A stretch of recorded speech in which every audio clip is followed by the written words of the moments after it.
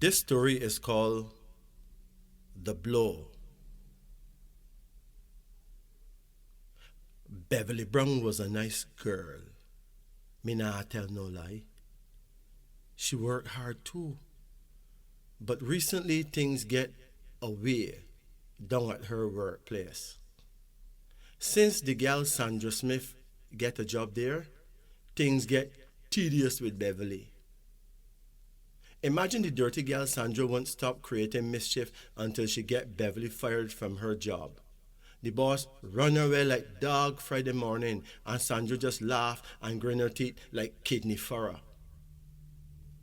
Beverly sat on her doorstep feeling away. Beverly, Beverly. It was Melda. She is a cute little fine-boned Indian girl who would share any little thing with Beverly. Yo, Beverly, I hear the bad news. I hear the girl Sandra tell your boss something bad about you and him fire you.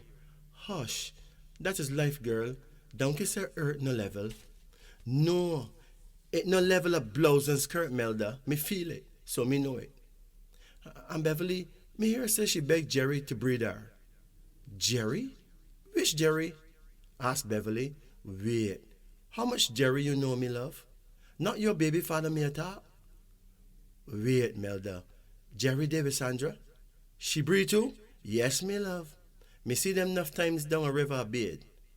But me think you know already. Since you and Jerry separate, me hear you say you don't business who him go with anymore. No, this different. Me have to business. She thinks she could take everything I ever owned from me. But she making a sad mistake. As you know, me and Jerry don't talk anymore. But him support the baby. But him don't say anything much to me. I notice a good while now him have attitude. So Sandra and Jerry have a relationship? You sure? Sure, me love, said Melda. If you don't me ask Jerry. Hear how him answer you.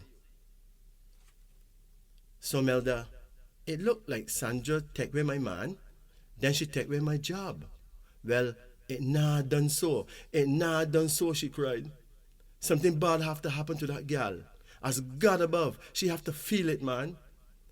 Check your auntie Shirley, said Melda. Trust me, Shirley know we're good science there. Remember when your cousin Shorty stab up Bright Boy, 25 stab with a long knife and kill him in front of higher prices supermarket and Shirley make a obey man bait him off and then win the case? Remember when the embassy stopped issue visa with there and Shirley went and looked about herself and her obey man gave her an oil to rub on her skin and she went and get a multiple indefinite visa? Remember when Shirley boyfriend Jack Smart breed the maga girl Arlene Sobers and Shirley tie him off with science and he never chat to Arlene nor even support the baby again? Trust me, Shirley obey man bad na banana trash. Me nah tell no lie. Make Shirley tell you where him there. And me will follow you. If you pay me bus fare. For me not have no money. Me broke like dog. Yeah man, me would follow you for real. Beverly left her 2-year-old son the next morning early with Grandma and went to Aunt Shirley's home. Here is the address. Shirley handed Beverly the address on an old envelope. Take a minibus to Kingston, then take the first Morant Bay bus you can get. The earlier you reach him, the better. Tell Bishop I sent you and ask his price before he work. Go on and make sure you go alone. You don't need a witness. Some gal chat too much. Trust me. Beverly was standing at the bus stop just after daybreak when a car pulled up and she heard a familiar voice. Bev! Where you could be going so early in the morning? It was Mr. Gibson, Beverly's godfather, an old retired justice of the peace and politician. Godfather, long time no see. How you doing? I all right. Come and give the old boy a hug. Look how you get big. I hear you get a little boy, and you don't even bring him for me to see him. Oh, Lord, the true. May bring him come soon. I going on a mission right now, Godfather. May I go look about myself. Look about yourself? Who trouble you? One dirty girl named Sandra make me lose my job. Same time she breed for my baby father. Nothing can go so. Make her fix our business. Beverly, Godfather looked her in the eye. Listen to me, child. Vengeance is mine, saith the Lord. Leave her alone. Godfather, me go yesterday and draw off every cent I had put in the bank for this year mission. A $120,000 me have in my purse. I don't know how bills will pay next week, but right now, me in a business. Beverly, listen to me. Better you keep your money. Spend it on your son. He need it more than any obey man. Come, what you think God sent me? Get in the car. I want you to see my farm. A whole heap of food down there. Leave the anger and vengeance alone. All wrongdoers will in good times get their Waterloo. It is a natural law of works and payments. No good deed go unrewarded. No evil deed go unpunished. Beverly sat in the front seat of Godfather's BMW car and off they drove to his farm in an opposite direction from where she was heading. Look here, child, Godfather said as he parked the car. Voodoo is African war-making power, just like the Chinese and Japanese have for their martial arts. The European nations have nuclear power and so on. War-making power is helpful as a deterrent. It is not to be used against each other. Voodoo is a gift to we Africans from our ancestors. It was given to us to defeat our foes, those nations who have enslaved us. Shaka Zulu defeated the Europeans who came to conquer his land, people who had no regard for his way of life. Voodoo was used in the Haitian Revolution by Bookman, a powerful Jamaican spiritual warrior, along with Toussaint and some other Cuban warriors. They defeated Napoleon Bonaparte, who was the greatest general at that time, and made a monkey of his mighty army of hundreds and thousands of soldiers. Imagine history records that 300 of Napoleon's soldiers committed suicide on Bookman's birthday, and Napoleon lost the war and nearly lost his mind as well. Don't ask me how black people did it, how they chased every single white man out of Haiti, but the European nations made a pact there and then that Haitians must suffer and die, that until the end of time Europe would do no business with Haiti, and that is why it is the poorest nation in our hemisphere today, when it was in times gone the wealthiest nation in the West Indies.